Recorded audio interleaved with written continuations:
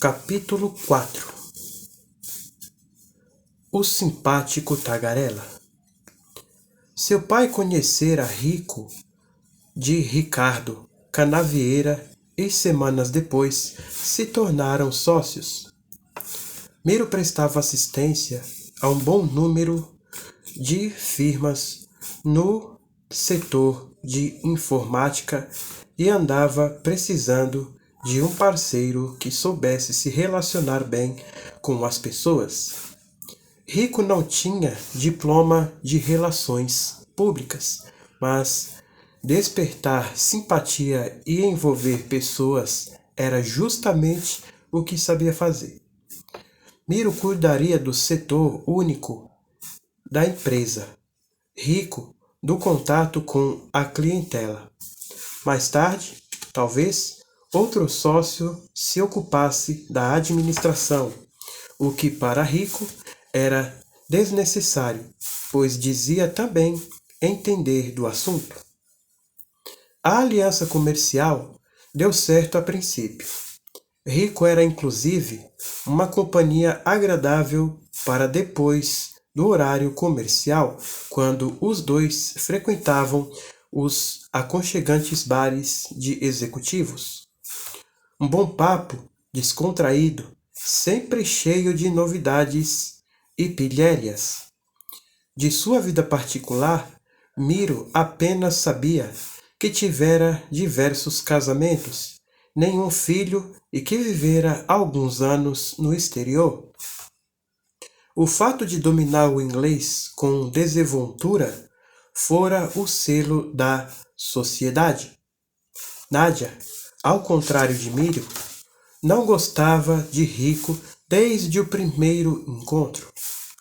Não era bem ódio à primeira vista, mas chegava perto.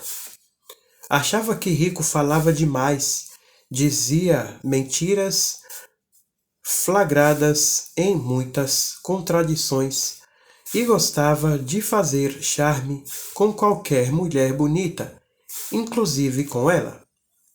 Tudo isso faz parte da profissão dele, contornava Miro. Como relações públicas, vive de conquistar pessoas. Daí as mentiras, o jogo de personalidade, o charme. Mas tudo isso está dando resultado? Está sim. Já trouxe 3 bons clientes. Estou apostando que ainda vamos ganhar muito dinheiro. Se apostasse, Miro teria perdido.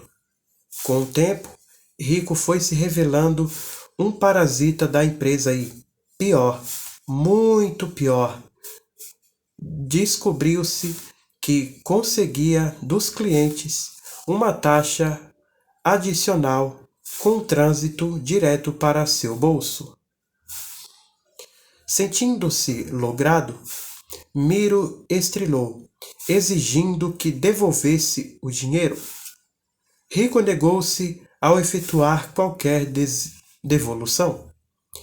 A briga entre os dois sócios, em episódios sucessivos, repercutiu até nas colunas jornalísticas especializadas em negócios.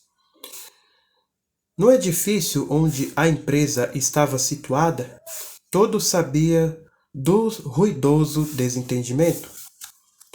Houve bate-boca nos corredores, no elevador, na portaria. Até que Rico, depois de ter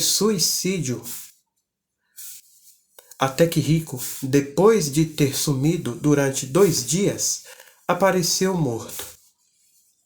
Mário lembrava-se do dia em que Nádia perguntara a Miro: aquele malandro tem ido ao escritório? Hoje não.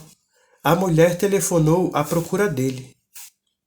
Horas depois, Miro comparecia à polícia para prestar declarações. Rico queixava-se de que fora ameaçado de morte. Miro negou firmemente, mas uma testemunha confirmara. Ao sair da delegacia, lembrou-se, descontrolado, ameaçara Rico, sim. No dia seguinte, cedo, foi acordado pelo interfone.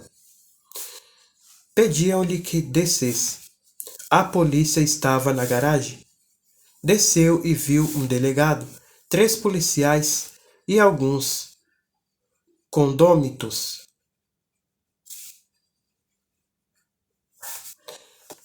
O que desejam? Podia abrir o porta-malas, por favor? O quê? O porta-malas de seu carro. Por quê? Abra. Miro, achando a situação ridícula, abriu. Sentiu de imediato um cheiro repulsivo e viu, encolhido, um corpo no porta-malas. Era um homem vestido uma capa preta. Dois cornos na cabeça. Uma fantasia de diabo. Reconhece quem é? Eu? Quem é? Seu sócio Ricardo Canaviera. Esfaqueado. Rico? Quem o colocou aí? Capítulo 5. O resto da história. Miro, em estado de choque, foi levado para uma delegacia, sob um bombardeiro de perguntas. Só tinha uma coisa a dizer e a repetia muitas vezes. Alguém pôs o corpo lá para me incriminar. Quer mesmo que acreditemos nisso? Eu não mataria Rico. Vocês tiveram uma desavença com ameaças registradas na polícia. Éramos sócios e ele desviou verbas da firma, mas só queria a devolução do dinheiro ou simplesmente romper a sociedade. Matá-lo nunca me passou pela cabeça. Se não o matou, alguém fez isso por você e deixou o trabalho no porta-malas. Juro que não sei de nada. Jurar não vai lhe adiantar muito. Você não escapará dessa, moço. Havia uma pergunta que talvez esclarecesse muito. Posso saber quem informou que o corpo estava no porta-malas? Telefonema anônimo. Deve ter sido o próprio criminoso, disse Miro, mais para si mesmo que para o delegado. A pessoa viu você ocultar o corpo. Não disse de quem se tratava. Como já havia um boletim sobre a briga com Ricardo, nos informamos e soubemos do desaparecimento. Foi assim. Acham que também fui eu quem o vestiu de diabo? Miro permaneceu detido durante algum tempo, enquanto as investigações prosseguiam. Todos os passos da polícia confirmavam sua culpabilidade. Quanto a Rico, tivera inimigos no passado, dizia-se, geralmente maridos ciumentos que chegaram a ameaçá-lo de morte. Nenhum nome, porém, transpareceu. Foram localizadas, sim, pessoas que ludibriaram, propondo negócios em que só um lucraria.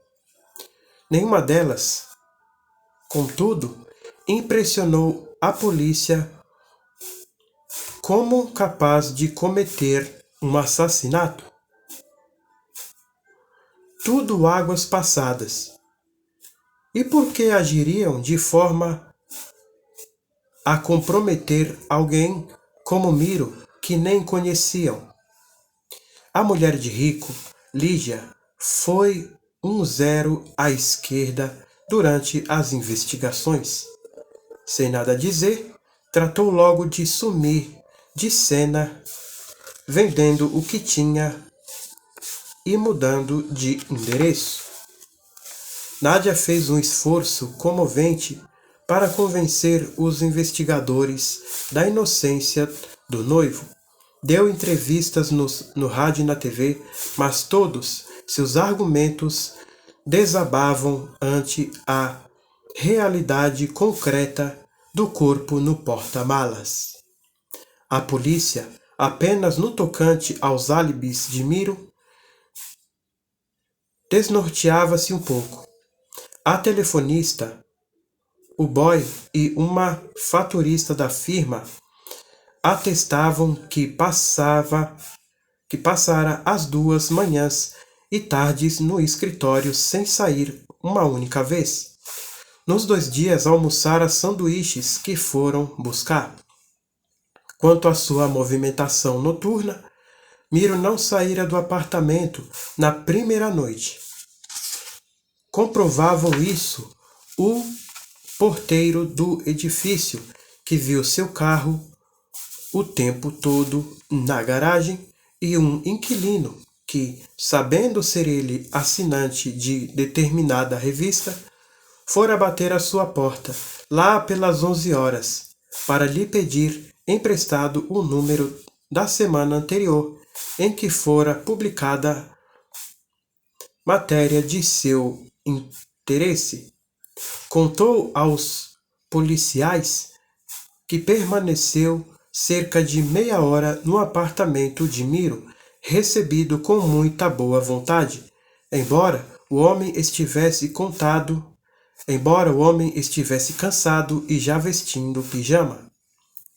Na segunda noite, um último período a conferir, o acusado tinha também um álibi fechado. Estivera com Nádia num bar-restaurante Pandouro até às 10, o que o gerente confirmou. Passou por uma livraria, sendo visto e lembrado. Seguiu até uma banca de jornais, onde costumava abastecer-se de revistas. O dono da banca, que o conhecia há anos, atestou ao seu favor. Tomou um drink sozinhos no bar do Imperor Hotel. O barman e o caixa disseram quando chegara, quanto gastara, quando saíra. Depois entrou com o carro em seu edifício, trocou algumas palavras com o porteiro e foi dormir. Digam, em que hora matei Ricardo? Digam, berrava Miro no final de cada interrogatório. O médico legista disse que Rico já estaria morto há umas 12 horas ao ser encontrado no porta-malas. O crime dera-se na noite anterior, quando Miro se despedia da noiva no restaurante. Talvez no momento em que estava na livraria, na banca de jornais ou no bar. Não batia. No tribunal, o médico admitiu a possibilidade de engano. O advogado de defesa teria aí de enfiar sua cunha decididamente e salientar a falha do inquérito policial. Mostrou-se, porém, incompetente, mais que isso, quase indiferente à sorte de Miro. Os álibis estão bem encaixados, reconheceu o delegado que chefiou as investigações. Se não fossem as brigas que Miro e Rico tiveram na presença de tanta gente, teríamos de acreditar que foi outro quem colocou o cadáver no porta-malas. A respeito do detalhe macabro, a fantasia de diabo entrou no processo como o requinte de um vingador. Alguém que atribuísse à vítima a maldade do demo para justificar-se perante sua consciência. Comprovava também o caráter intencional